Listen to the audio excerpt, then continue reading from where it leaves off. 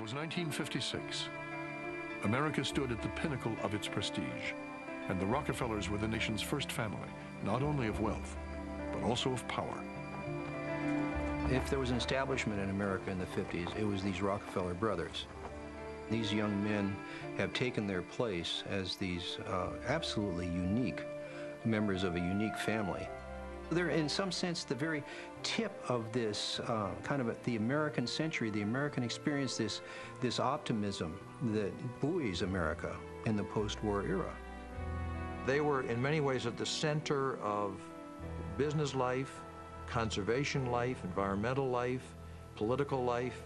They were in the middle of it. That's exactly where they wanted to be, and they loved it. Fortune magazine published a glowing profile of his grandchildren. Each brother was said to be worth upwards of $100 million. But more important than their wealth, Fortune argued, was the vast social empire which the brothers commanded. From their headquarters in Midtown Manhattan, their influence reached into every sphere. Over the years, through the Rockefeller philanthropic enterprises, charities, support of science, their business enterprises, a web had developed which spread out and was interconnected with practically every center of power in our country and abroad as well. So this was the real strength and power of the family, going well beyond money alone. Sometimes they would joke about it. They say, well, David gets Europe, Nelson is going to have Latin America, and John D. III gets Asia, and then they make some joke about what Winthrop got, which would be something like Arkansas. But nonetheless, there was something really behind the joke.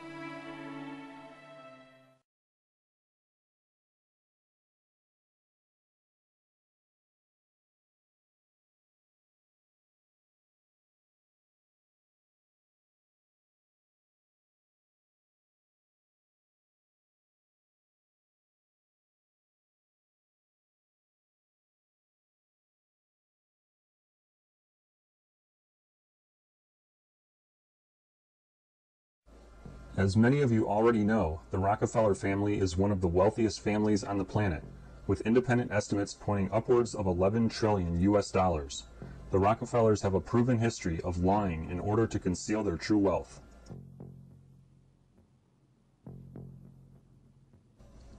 They own the majority stake of Exxonmobil, which is the world's largest publicly traded oil company and the world's largest company by revenue. Exxon holds the record for highest profits of any company ever.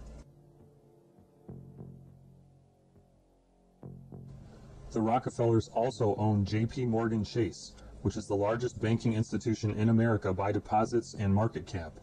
Chase, in turn, operates the largest hedge fund in America.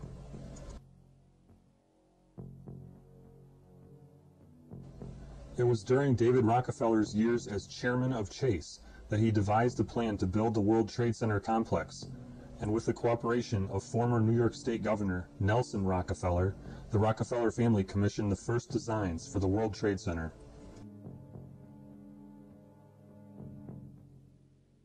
Along with the World Trade Center, the Rockefellers have been involved in many large real estate projects, such as One Chase Manhattan Plaza, the Council of the Americas, the Museum of Modern Art, Colonial Williamsburg, the Lincoln Center, the Embarcadero in San Francisco, and many more. The Rockefeller family has also been instrumental in creating and chairing various private and politically motivated institutions, including the Council on Foreign Relations. Moving beyond the Trilateral Commission and Council on Foreign Relations, the Rockefellers are also heavily involved in the Bilderberg Group. The Bilderberg Group encompasses influential players in the fields of business, media, and politics.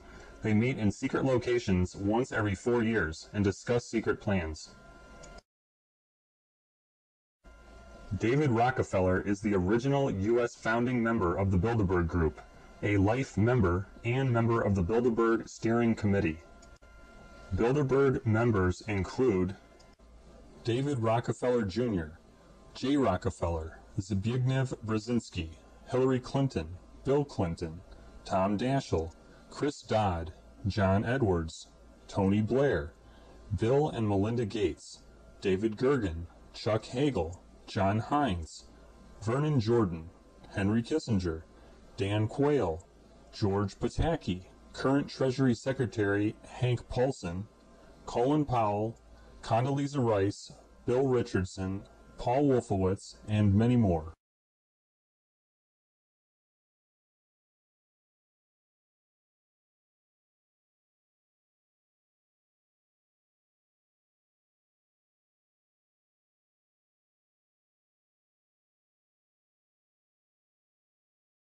Aaron, can you be specific about when you met Rockefeller, how it happened in these discussions? I met Rockefeller through a female attorney I knew who called me up one day and said, one of the Rockefellers would like to meet you. I had made a video called Mad as Hell, and he'd seen the video and wanted to meet me and knew I was running for governor of Nevada. So sure, I'd love to meet him. And I met him and I liked him, and he was a very, very smart man. And we used to talk and share ideas and thoughts. And he's the one who told me 11 months before 9/11 ever happened that there was going to be an event. Never told me what the event was going to be, but there was going to be an event. And out of that event, we were going to invade Afghanistan to run pipelines from the Caspian Sea. We were going to invade Iraq, you know, to take over the oil fields, establish a base in the Middle East, and make it all part of the New World Order. And we'd go after Chavez in Venezuela. And sure enough, later 9/11 happened. And I remember he was telling me how how you're going to see soldiers looking in caves for people in Afghanistan and Pakistan and all these places.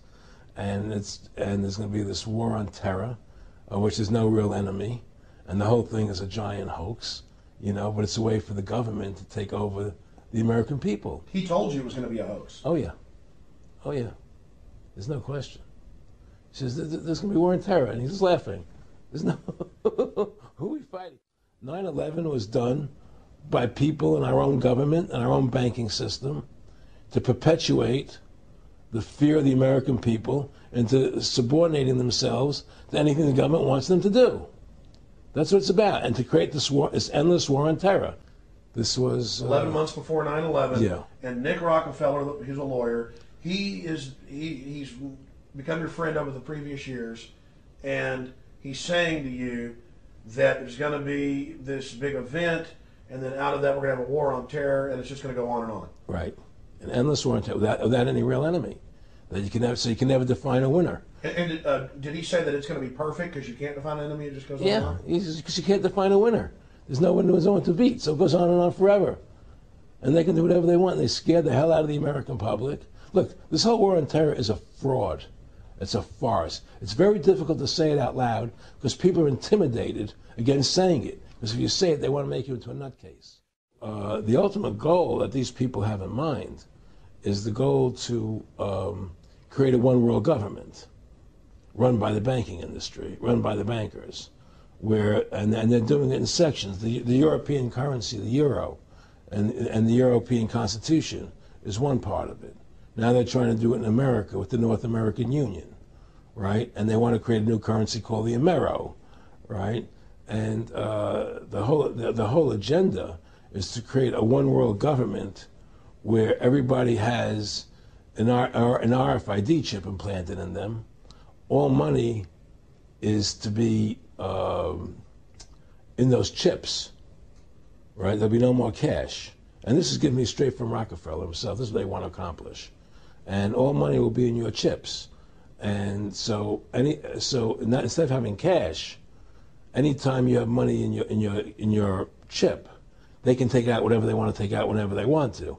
If they say you owe us this much money in taxes, they just deduct it out of your chip digitally. Total control. Total control. And if you're like me or you, and you're protesting what they're doing, they can just turn off your chip. And you have nothing. You can't buy food. You can't do anything. It's total control of the people. And that chip's connected to a database that has your purchasing records, what you do, what Everything. you sell. Everything is in there. And so they want a one-world government controlled by them, everybody being chipped, all your money in those chips, and they control the chips, and they control people. And you become a slave. You become a serf to these people. That's their goal. That's their intentions.